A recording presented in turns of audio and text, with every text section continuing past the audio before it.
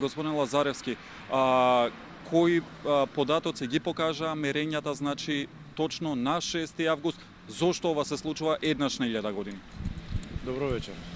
Значи денеска во управата извршивме проверка на нашите податоци во базата на метеоролошки податоци и ова мораме да го прочитаме дека во 1979 година во Скопје се измерени 110 литри на метар квадратен.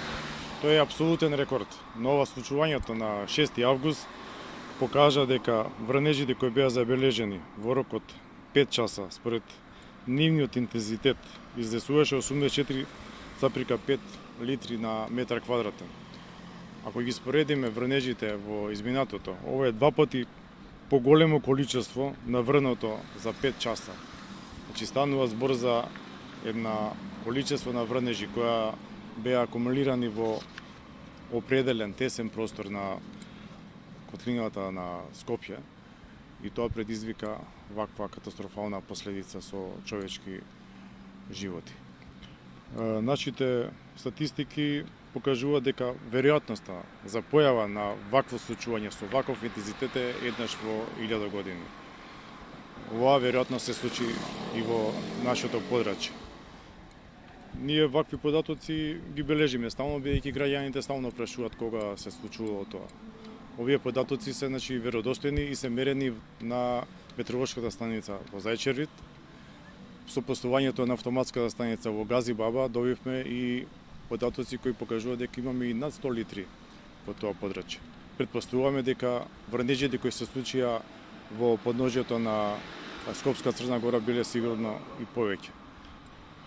Ова количество на врнежи која се акумулирала во подножјето предизвикува така наречени брзи поплавни и тие се излеале во населеното место Стајковци и предизвика овие штети и човечки животи.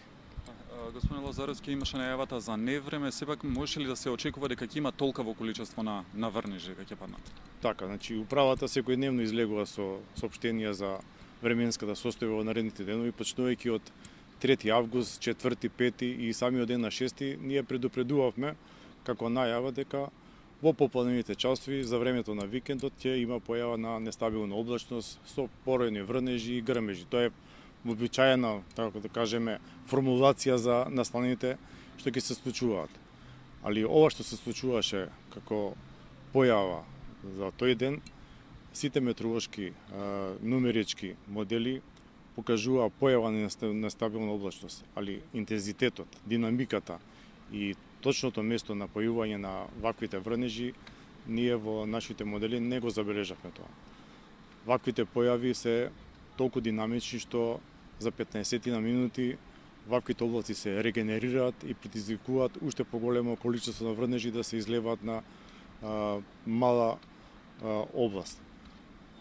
Сепак, ние како управа секојаш излегуваме на времено да известуваме. Ние ако имавме вакви известувања, сигурно граѓаните ќе ги добија на времено.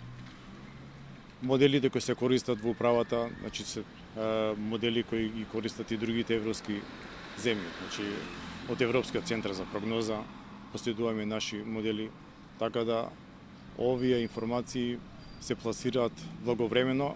Дел од медиумите ги прикажуваат, некои излегуваат со своја информација. Ние како државен орган сме излегувале секојаш на времено да ги известуваме граѓаните.